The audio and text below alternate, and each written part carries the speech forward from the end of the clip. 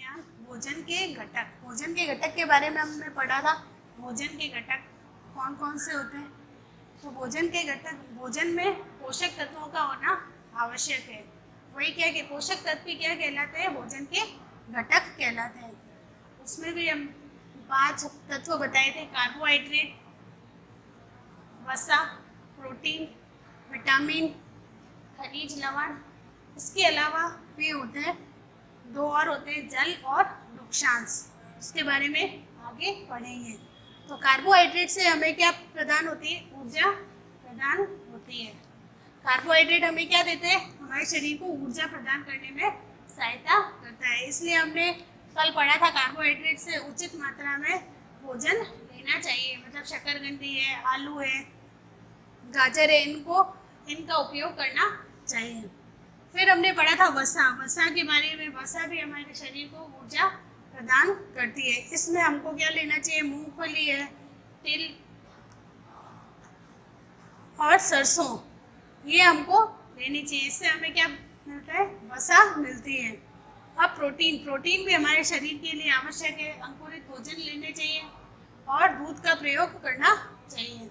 अब विटामिन। अब विटामिन हमारे शरीर में किस प्रकार सहायता करते हैं, किस प्रकार हमारे शरीर के लिए जरूरी है, उसके बारे में हम पढ़ेंगे। विटामिन क्या होते हैं? विटामिन रोगों से हमारे शरीर की रक्षा करते हैं। विटामिन भी हमारे शरीर के लिए अति आवश्यक है, परंतु ये हमको दिखाई नहीं देते, समझ में नहीं आता कि किसमें है, तो हम इसको कई बार नज़रअंदाज कर देते हैं और लेते नहीं हैं। परंतु विटामिन भी हमारे शरीर में आवश्यक है। तो विटामिन हमारी किस किस में सहायता करते हैं? हमारी आँखों में, आँखों की रोशनी। अगर हम विटामिन की कमी हो जाती है तो हमें आँखों से कम दिखाई देने लग जाता है। हमारी हड्डियाँ कमज़ोर हो जाती हैं, दांत कमज़ोर हो जाते हैं और मसूड़ों से खून भी आने लग जाता है। तो ये किस कारण होता है? विटामिन की कमी के कारण होता है। अब विटामिन की कमी के कारण विटामिन कई प्रकार के होते हैं। A, B, C, D, E, K, कई प्रकार के विटामिन होते हैं, जो कि आपने देखे होंगे कि डॉक्टर कहते हैं कि आंखें कमज़ोर हो गई, आप दिखाने के लिए जाते हैं, आंखें कमज़ोर हो गई तो डॉक्टर कहते हैं आपको गाजर खानी चाहिए, गाजर का प्रयोग करना चाहिए, पपीता खाना चाहिए, या फिर हड्डियाँ कमज़ोर हो जाती है तो कि धूप में बैठो, ऐसे बोलते हैं। और दांत कमज़ोर होने के लिए विटामिन सी खाने के लिए कहते हैं विटामिन सी का अधिक प्रयोग करो, या विटामिन सी के कैप्सूल खाने के लिए देते हैं। तो ये इसलिए देते हैं कि ताकि ये हमारे शरीर में विटामिन की पूर्ति कर सके। अब किससे प्राप्त होता है? Vitamin A. विटामिन ए किससे प्राप्त होता है? पपीता, इसके मुख्य स्रोत है पपीता। पपीता हमको खाना चाहिए।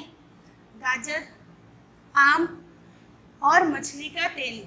कई बार आपने सुना होगा दवाई में हमें मछली का तेल भी दिया जाता है।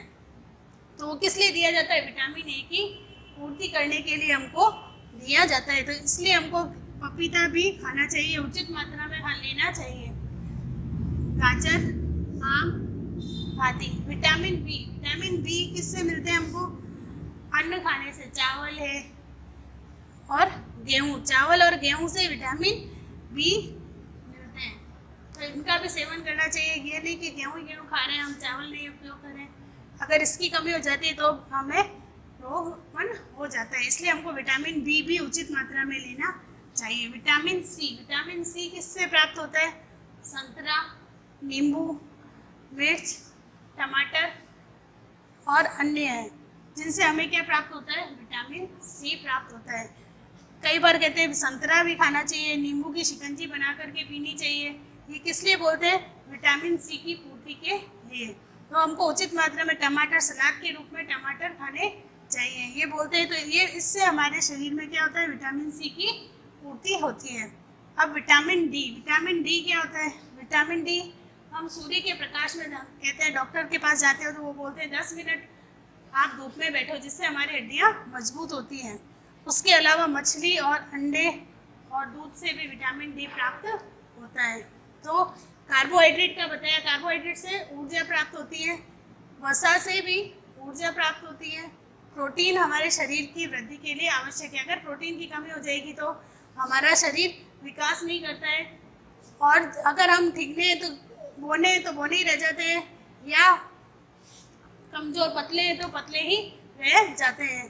और हमारा कई बार मुंह बड़ा हो जाता है और शरीर पतला हो जाता है, वो किस लिए होता है? प्रोटीन की कमी से।